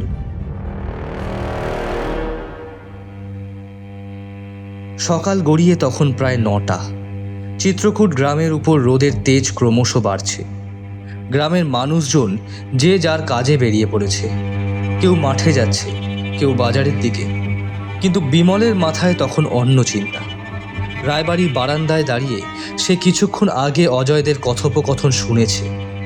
কালী মন্দির, বনের ভেতরে সেই প্রাচীন মন্দির। ধাঁধার সূত্র খুঁজতে আগামীকাল সেখানে যাবে ওরা। কথাটা শোনার পর থেকে বিমলের মনে অদ্ভুত অস্থিরতা কাজ করছে। আর দেরি না করে সে বাড়ি থেকে বেরিয়ে পড়ল। গ্রামের শেষ প্রান্তে পৌঁছে একটা সরু কাঁচা পথ ধরে এগিয়ে গেল সে। পথটা গিয়ে শেষ হয়েছে শুকিয়ে যাওয়া একটা খালের ধারে। খালের ওপারে ঘন ঝোপঝাড়। সাধারণত গ্রামের লোকজন এদিকে খুব একটা আসে না। বিমল চারপাশে তাকালো, তারপর নিচু গলায় ডাকলো, আমি এসেছি। প্রথমে কোনো উত্তর এলো না। কয়েক মুহূর্ত পর ঝোপের আড়াল থেকে বেরিয়ে এলো সেই আগন্তুক। দিনের আলোতেও তার মুখ স্পষ্ট বোঝা যায় না। মাথায় টুপি, চোখ দুটো অস্বাভাবিক স্থির। লোকটা সরাসরি বলল, খবর? বিমল এক মুহূর্ত দেরি না করে বলল, ওরা ধাঁধার একটা বড় সূত্র পেয়ে গেছে। আগন্তুকের চোখ সরু হয়ে এলো। কি সূত্র? আদ্যাশক্তি আর বৃক্ষ, এই দুটো মিলিয়ে ওরা বনের কালী মন্দিরের কথা ভাবছে। লোকটার মুখের অভিব্যক্তি মুহূর্তের জন্য বদলে গেল। চোখগুলো যেন সামান্য চকচক করে উঠল, কিন্তু বিমল সেটা লক্ষ্য করল না। ওরা আগামীকাল যাবে। কখন? সকালেই। চারপাশে কয়েক সেকেন্ড নীরবতা। দূরে একটা কোকিল ডাকল।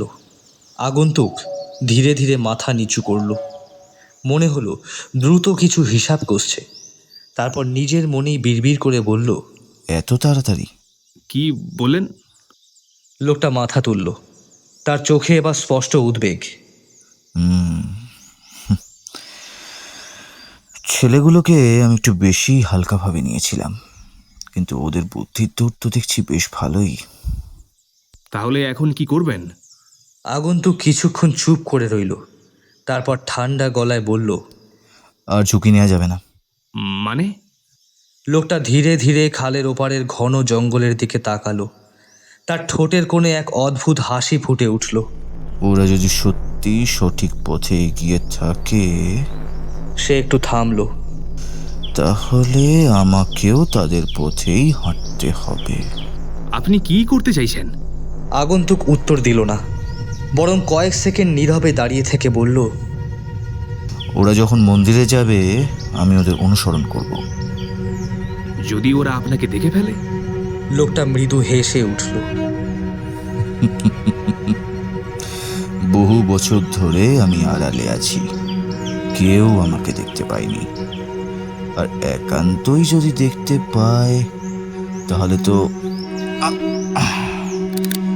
এটা তো আছেই। এই বলে সে রিভলভারটা বের করলো। বিমল ওটা দেখে এক পা পিছিয়ে গেল।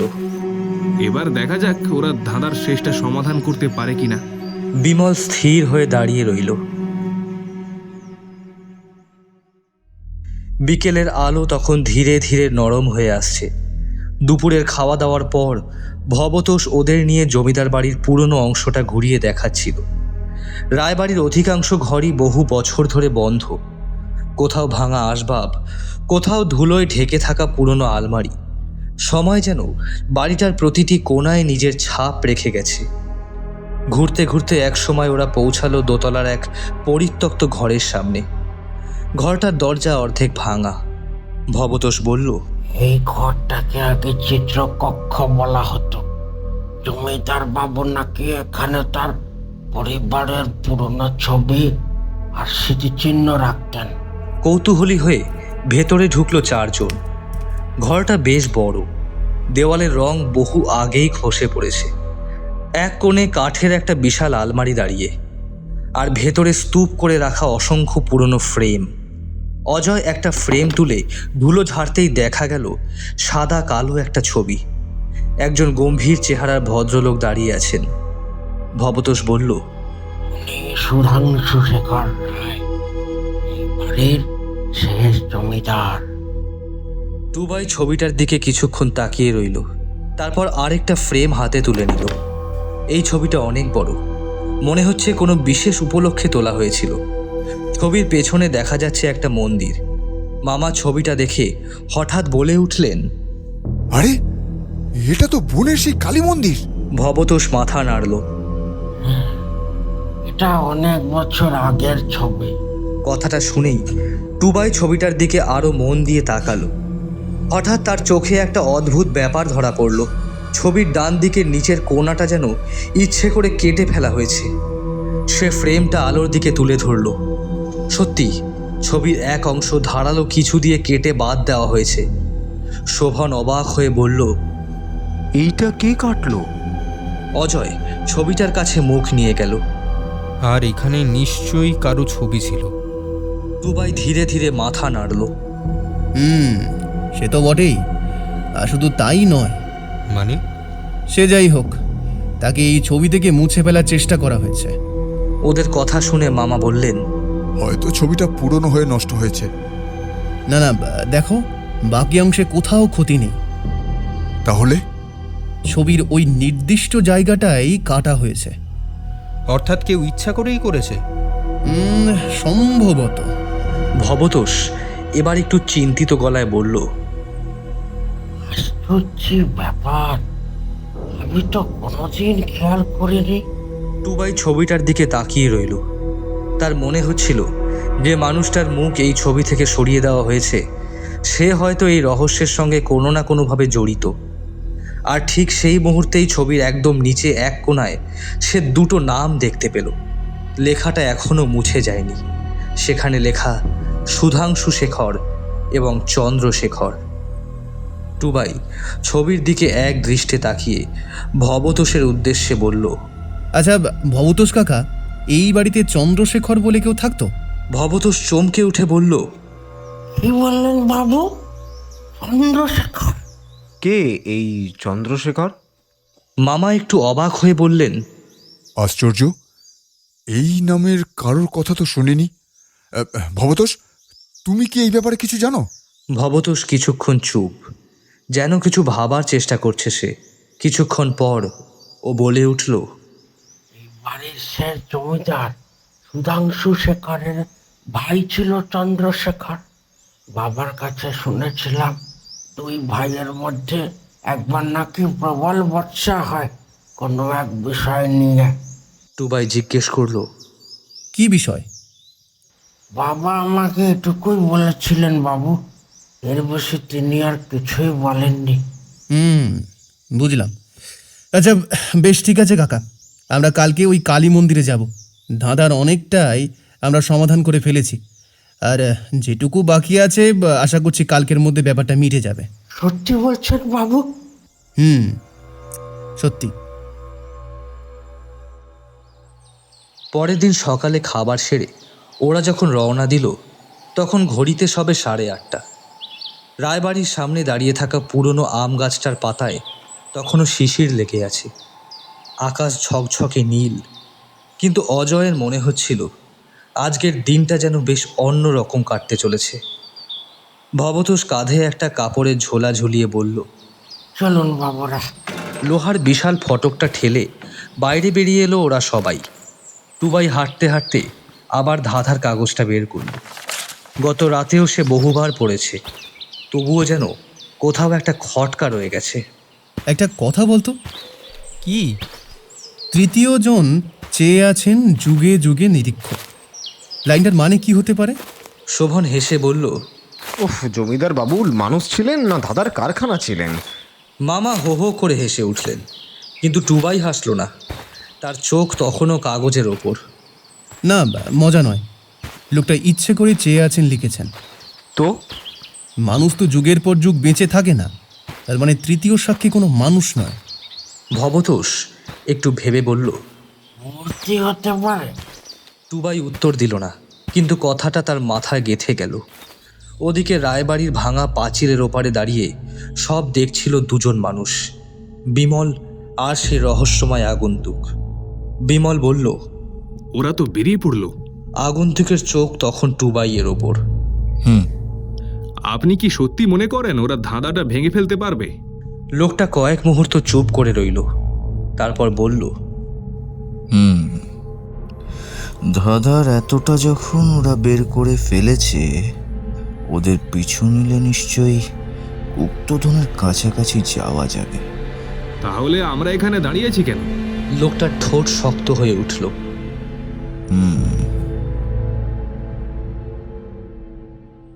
গ্রামের রাস্তা শেষ হতে না হতেই শুরু হলো জঙ্গল।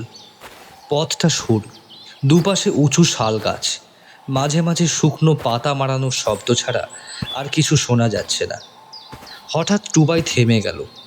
সবাই অবাক হয়ে তাকালো। মামা বলল, কি হলো টুবাই? টুবাই হাঁটু গেড়ে মাটির দিকে তাকালো। কয়েকটা ভাঙা ডাল পড়ে আছে, মাটিতে তাজা জুতোর ছাপ। সে হাত দিয়ে ছাপটা ছুঁয়ে দেখল। কেউ আমাদের আগে এই পথে গেছে হয়তো। জঙ্গলের লোকও তো যেতে পারে, হয়তো কাঠ কাটতে এসেছিল। টুবাই ধীরে ধীরে উঠে দাঁড়ালো। কিন্তু ছাপগুলো খুব পুরনো নয়, টাটকা। মামা মজা করে বললেন, তোর সন্দেহের রোগ হয়েছে। টুবাই কিছু বলল না, কারণ তার মনে হচ্ছিল এই পায়ের ছাপের সাথে কোথাও ওই আগন্তুকের কোনো সম্পর্ক আছে। ওদের থেকে প্রায় 100 গজ পিছনে দাঁড়িয়ে আগন্তুক মাটির দিকে তাকিয়ে রইল। সকালে এই পথ দিয়েই সে আগে এসেছিল। লোকটার চোখ সরু হয়ে এলো। ছেলেটা বেশ ধুরন্ধর। সে ফিসফিস করে বলল। বিমল অবাক হয়ে জিজ্ঞেস করল, কার কথা বলছেন? টুবাই। প্রায় 40 মিনিট ধরে জঙ্গলের পথ ধরে হাঁটার পর ভবতোষ হঠাৎ থেমে গেল। ওই গাছটা দেখছেন? ওইটা এলাকার সব থেকে পুরনো গাছ। সবাই সামনে তাকালো। পথের বাদিকে দাঁড়িয়ে আছে এক বিশাল অশ্বত্থ গাছ। গাছটা এত পুরনো যে তার শিকড়ের অনেক অংশ মাটির ওপর উঠে এসেছে। মোটা কাণ্ড জুড়ে শ্যাওলা আর লতাগুল্ম ছেয়ে আছে। মামা অবাক হয়ে বললেন, বাপ রে, গাছটার বয়স তো অন্তত কয়েকশো বছর হবেই। ভবতোষ মাথা নাড়ল। গ্রামের লোকজন বলে এই গাছটা নাকি জমিদারির সময় থেকেই আছে। টুবাই কিছু না বলে গাছটার দিকে তাকিয়ে রইল। তারপর পকেট থেকে ধাঁধার কাগজটা বের করলো।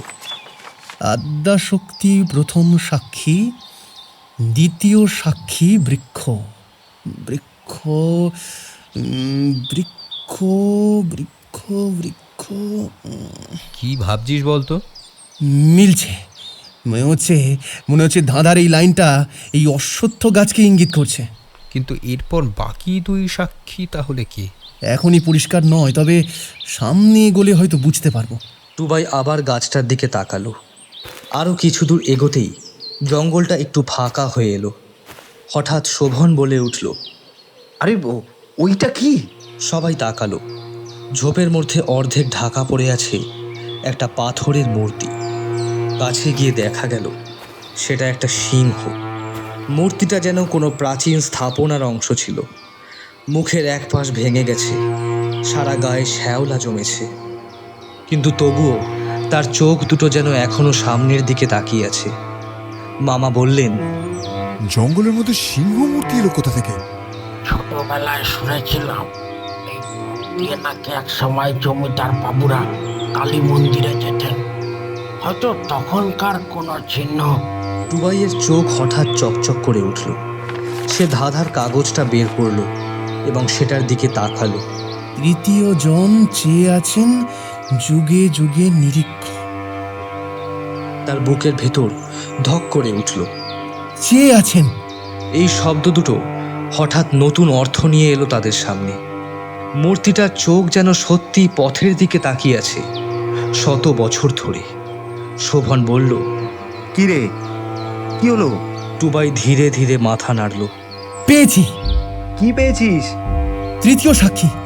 আমি যদি খুব ভুল না হয়ে থাকি তাহলে এই সিংহ মূর্তির মুখোমুখি সেই কালী মন্দিরের অবস্থান হওয়ার কথা। ওদের থেকে বেশ কিছুটা দূরে ঝোপের আড়ালে দাঁড়িয়ে আগন্তুক সব কিছু দেখছিল।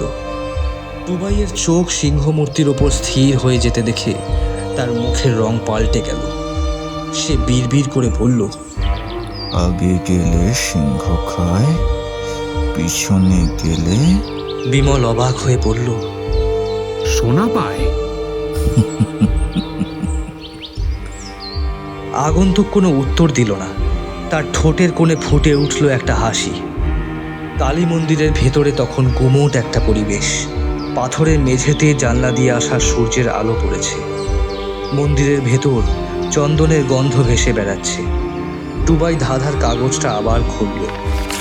এবার আর প্রথম 4 লাইনের দিকে নয়, তার চোখ আটকে গেল শেষ 2টো লাইনে। দেহ নয়, যাহা বহে দেহ, খুঁজিও তাহার তল, মাটি খুলিলে দেখিবে তবে ইতিহাসের ফল। শোভন বিরক্ত হয়ে বলল, রে, শেষ দুটো লাইনটাই তো মাথা খাচ্ছে। দেহ নয় যাহা বহে দেহ, কথাটার মানে কি হতে পারে? ভবতোষ কালী মূর্তির দিকে তাকিয়ে বলল, দেবীর মূর্তিতে কোনো হদিশ আছে নাকি? না, এত সহজ হলে জমিদার বাবু এই ধাঁধা লিখতেন না। মন্দিরে আবার নীরবতা নেমে এলো। দূরে কোথাও একটা কাঠঠোকরা গাছ ঠুকছে। টুবাইয়ের চোখ বারবার কালী মূর্তি, বেদি আর মেঝের ওপর ঘুরে বেড়াচ্ছে। হঠাৎ সে থেমে গেল। তারপর আবার ধাঁধার লাইনটা পড়ল, দেহ নয়, যাহা বহে দেহ, পেয়েছি পেয়েছি পেয়েছি। অজয় প্রায় লাফিয়ে উঠল। কি পেয়েছিস? টুবাই কালী মূর্তির দিকে আঙুল দেখালো। এটা দেবীর দেহ। হুম, কিন্তু কিন্তু ধাঁধায় স্পষ্ট লেখা আছে দেহ নয়। সে এবার আঙুল নামিয়ে মূর্তির নিচে পাথরের বেদিটার দিকে দেখাল। যেটা দেহকে বহন করছে সেটা খুঁজতে বলেছে। মামার মুখে বিস্ময় ফুটে উঠল। বেদি? একদম। তার মানে গুপ্তধন বেদির নিচে? আমি আমি এখনো নিশ্চিত নই। বলেই টুবাই হাঁটু গেড়ে বসল। হাত দিয়ে বেদির চারপাশে ধুলো সরাতে লাগলো। কয়েক মুহূর্ত পর সে হঠাৎ থেমে গেল। অজয়, এদিকে আয়। কি হয়েছে? টুবাই একটা জায়গায় আঙুল রাখলো। এটা এটা দেখ, এটা দেখ। প্রথমে কিছু বোঝা গেল না। তারপর ভালো করে তাকাতেই দেখা গেল পাথরের গায়ে সরু একটা ফাঁক, যেন বেদির একটা অংশ আলাদা করে বসানো। ভবতোষ উত্তেজিত গলায় বলল, আরে কপাল, এতদিনেও এটা চোখে পড়েনি। টুবাই এবার হাতল খোঁজার মতো করে চারপাশে হাত বোলাতে লাগলো। হঠাৎ তার আঙুল একটা ছোট উঁচু অংশে গিয়ে ঠেকলো। মনে হচ্ছে এটা কোনো যন্ত্র। চাপ দিয়ে দেখ।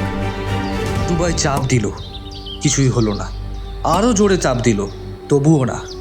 মামা এগিয়ে এলেন এবং বললেন, চল সবাই মিলে চেষ্টা করি। 4 জন মিলে বেদির সেই অংশে বল প্রয়োগ করলো। 1 সেকেন্ড, 2 সেকেন্ড, তারপর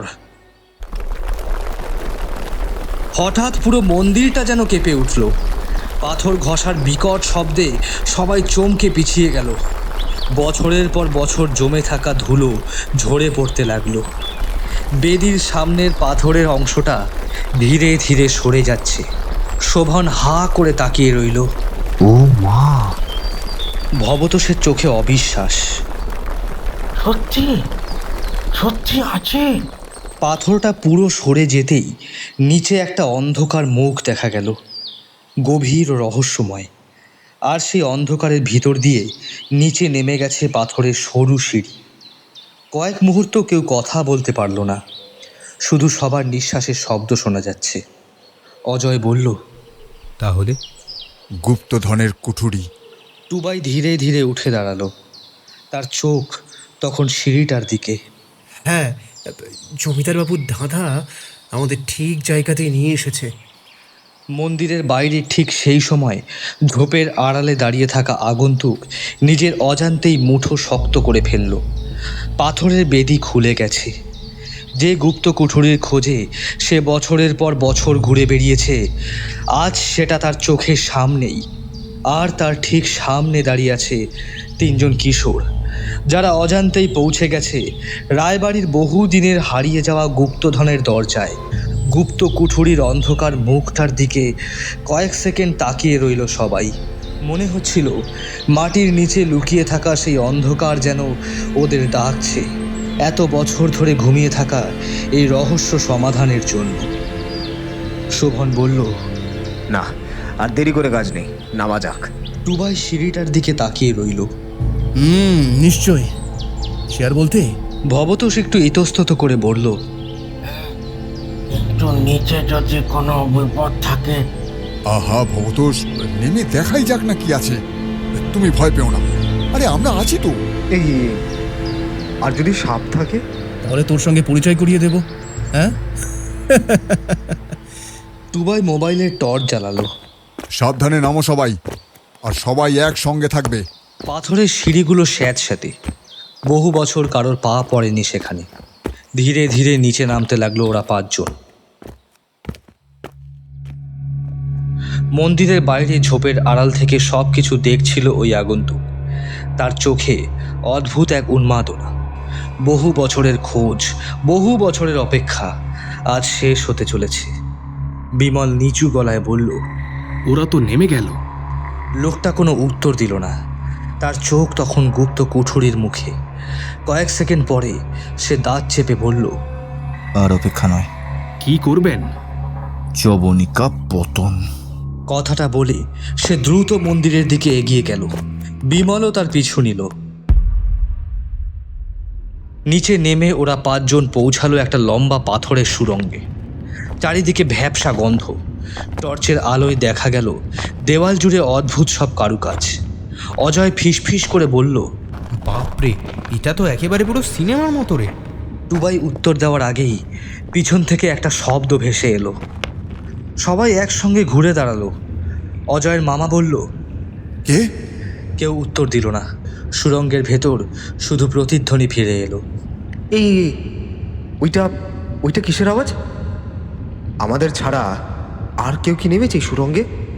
টুবাই কিছু বলল না, শুধু ওর ফোনটা অন করে লোকেশনটা অন করে দিল। ওদিকে আগন্তুক আর বিমল ইতিমধ্যে কুঠুরির ভেতরে ঢুকে পড়েছে। আগন্তুকের হাতে একটা শক্তিশালী টর্চ। তার চোখে এখন আর কোনো দ্বিধা নেই। সে জানে গুপ্তধন খুব কাছে। সুড়ঙ্গের শেষ প্রান্তে পৌঁছাতেই তিন মূর্তি একটা বিশাল পাথরের ঘর দেখতে পেল। কিন্তু ঘরের সামনে একটা বিশাল দরজা, এবং সেটা বন্ধ। দরজার পাশে দুটো হাতল, এবং দুটোর পাশে দুটো আলাদা প্রতীক। একটা হাতলের পাশে ত্রিভুজ আঁকা, আর আরেকটার পাশে চতুর্ভুজ। টুবাই সেটা দেখে ভুরু কুচকে বলল, এই দরজাটা বন্ধ কেন? এ কি? আর এই দুটো প্রতীকী বা কিসের? এত কাছে এসো, কি আমরা গুপ্তধনটাকে উদ্ধার করতে পারবো না? এত তাড়াতাড়ি ভেঙে পড়িস না শকুন। আচ্ছা টুবাই, এবার কি হবে?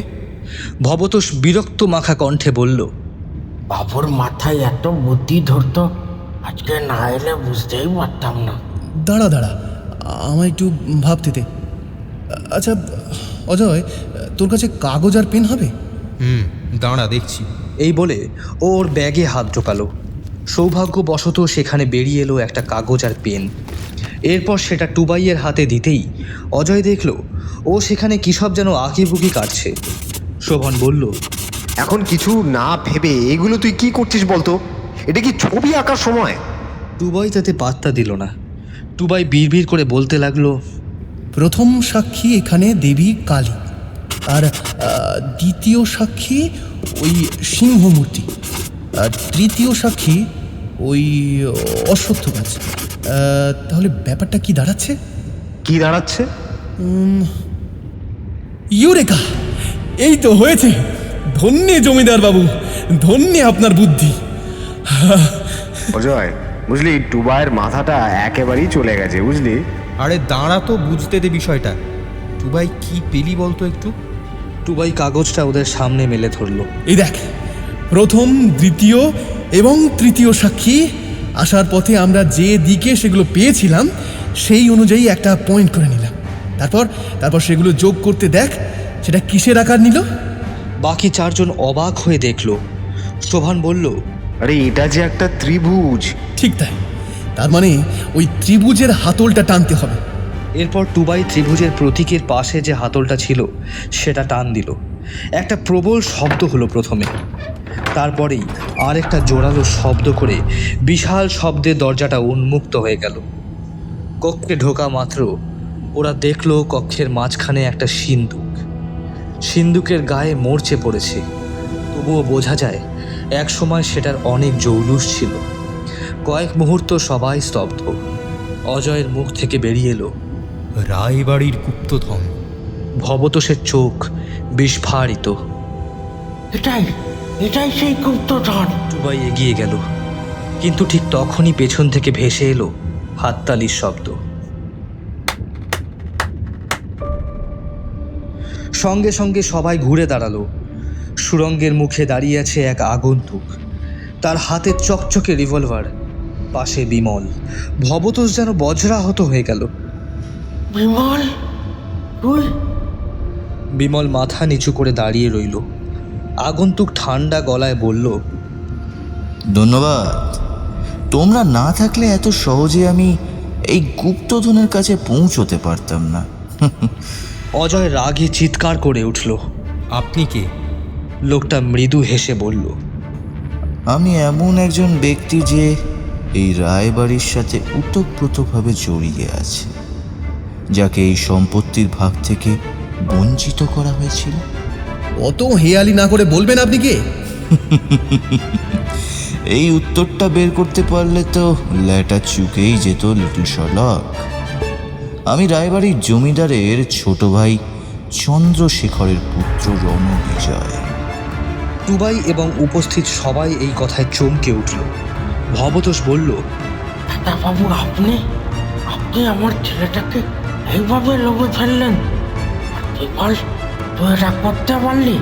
ছি! সে বন্দুকটা তুলে ধরল। ওই বুড়ি, অনেক ন্যাকা কথা বলেছিস। এবার চুপ না করলে না খুলিটা উড়ে যাবে। সরে যা, সরে যা। ওই গুপ্তধন আমার, শুধু আমার। সিন্দুক থেকে ওরা একটু দূরে সরে দাঁড়ালো। বিমল আর রণবিজয় এগিয়ে চলেছে ওই সিন্দুকের দিকে। ঠিক সেই মুহূর্তেই টুবাই চিৎকার করে উঠল, অ্যাকশন!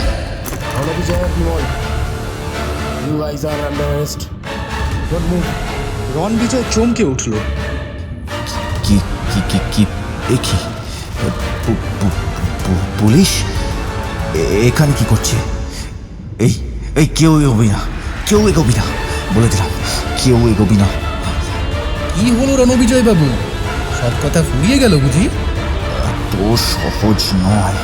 এরপর ভবতোষকে এক ঝটকায় কাছে টেনে মাথায় রিভলভারটা ঠেকিয়ে বলল, কেউ এগোবি না, এগোলে কিন্তু এই বুড়োটাকে একদম খালাস করে দেবো, ছাড়বো না। কি করবি করে নে। রায়বাড়ির রক্ত আপনার শরীরে বইছে, এটা আমার ভাবতেও ঘেন্না করছে। ওকে ছেড়ে দে শয়তান, ছেড়ে দে। ছাড়বো না, কি করে নে। রণবিজয় পুরো কথাটা বলতে পারল না। ইতিমধ্যে বিমল একটা বড় পাথরের টুকরো দিয়ে আচমকা ওর মাথায় আঘাত করল।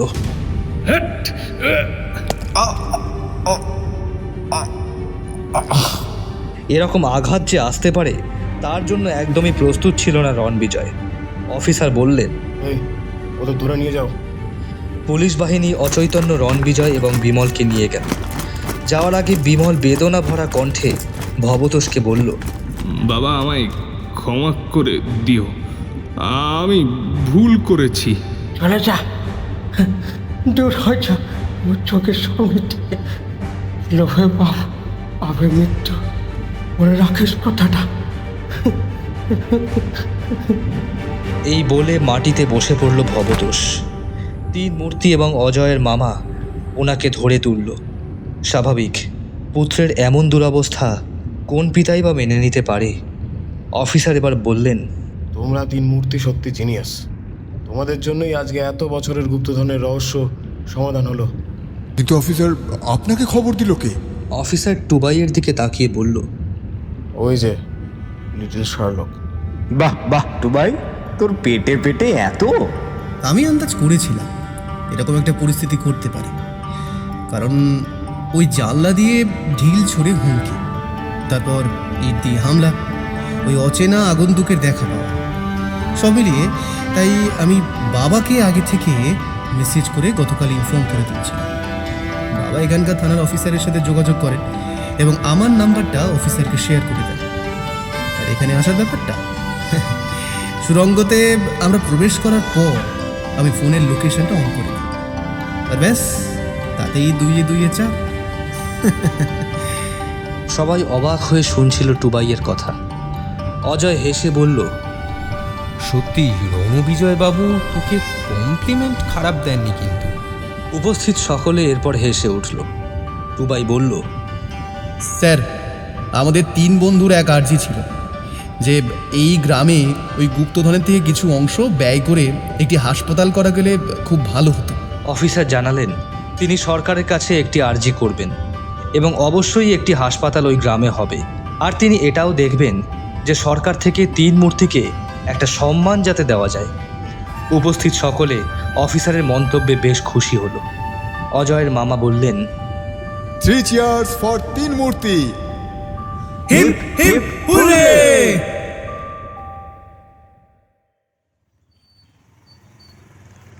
পরদিন বিকেল। কলেজ স্ট্রিট তখন তার চিরচেনা রূপে ব্যস্ত। ফুটপাত জুড়ে বইয়ের স্তূপ, পুরনো বইয়ের গন্ধ, ক্রেতাদের ভিড় আর দোকানদারদের হাঁক ডাক মিলিয়ে চারপাশ যেন এক আলাদা জগৎ তৈরি হয়েছে।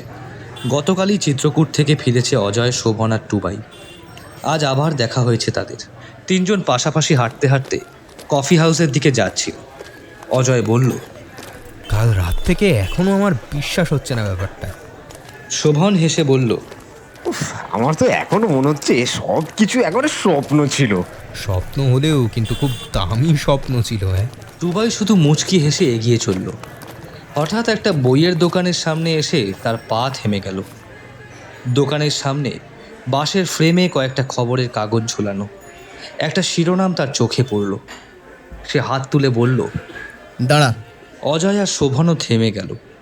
পরের মুহূর্তেই 3 জনের চোখ স্থির হয়ে গেল প্রথম পাতার একটি বড় শিরোনামের ওপর। চিত্রকূটে শতবর্ষের গুপ্তধনের সন্ধান, 3 কলেজ পড়ুয়া যুবকের বুদ্ধিতে ফাঁস রহস্য। শিরোনামের নিচে রঙিন ছবিতে দেখা যাচ্ছে রায়বাড়ি, কালী মন্দির আর উদ্ধার হওয়া গুপ্ত কুঠুরির প্রবেশ পথ। অজয় অবিশ্বাসের সুরে বলল, আরে এ তো আমাদের কেস।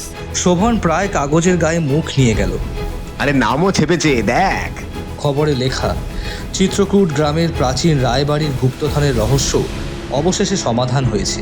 জমিদার পরিবারের রেখে যাওয়া সাংকেতিক ধাঁধার সমাধান করে কলকাতার 3 যুবক অজয় সেন, শোভন মুখার্জি ও টুবাই চক্রবর্তী। আবিষ্কার করেন বহুদিনের হারিয়ে যাওয়া গুপ্ত কুঠুরি। পুলিশের তৎপরতায় গ্রেপ্তার হয়েছে ধন লুটের চেষ্টায় জড়িত অভিযুক্ত। কয়েক মুহূর্ত কেউ কোনো কথা বলল না। কাল পর্যন্ত যেটা ছিল তাদের ব্যক্তিগত অভিযান, আজ সেটা সংবাদপত্রের প্রথম পাতার খবর। দোকানদার কাগজের দিকে তাকিয়ে বললেন, ছেলেগুলো সত্যি বেশ সাহসী বটে। অজয় আর শোভন একে অপরের মুখের দিকে তাকিয়ে হাসি চেপে রাখার চেষ্টা করল। টুবাই শুধু একবার খবরের কাগজটার দিকে তাকাল, তারপর শান্ত গলায় বলল, চল কফি হাউসে যাই। আরে নিজের নাম খবরের কাগজে ছেপেছে, এতেও তোর কোনো উত্তেজনা নেই? টুবাই মুচকি হেসে বলল, না, আসল মজা তো রহস্যটার মধ্যে। কথাটা বলে সে হাঁটতে শুরু করলো। অজয় আর শোভনও তার পিছু নিল। পেছনের দড়িতে ঝোলানো খবরের কাগজটা হাওয়ায় তুলতে লাগলো। প্রথম পাতার মোটা কালো অক্ষরগুলো তখনও স্পষ্ট দেখা যাচ্ছে, চিত্রকূটে শতবর্ষের গুপ্তধনের সন্ধান। আর কলেজ স্ট্রিটের ভিড়ের মধ্যে হারিয়ে যেতে যেতে 3 মূর্তির মনে তখন একটাই প্রশ্ন, পরের রহস্যটা না জানি কোথায় লুকিয়ে আছে।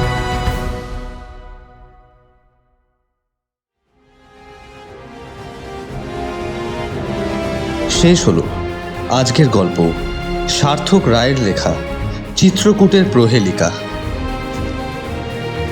টুবাইয়ের ভূমিকায় অচ্যুত সাহা, অজয়ের ভূমিকায় অরিত্র মুখার্জি, শোভনের ভূমিকায় সোহম ঘোষ জুনিয়র, অজয়ের মামা ও টুবাইয়ের বাবার ভূমিকায় নিরুপম নাথ, রণবিজয়ের ভূমিকায় রণিত চ্যাটার্জি, বিমলের ভূমিকায় শুভজিৎ মাইতি, নিউজ অ্যাঙ্কার ও অজয়ের মামির ভূমিকায় ভাস্বতী রজক, ভবতোষ ও অন্যান্য চরিত্রে সমীরণ শীল।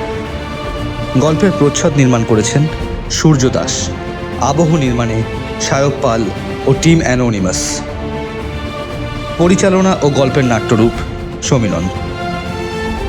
প্রচার সহযোগিতায় আয়ুষ কারার ও সায়ন দে।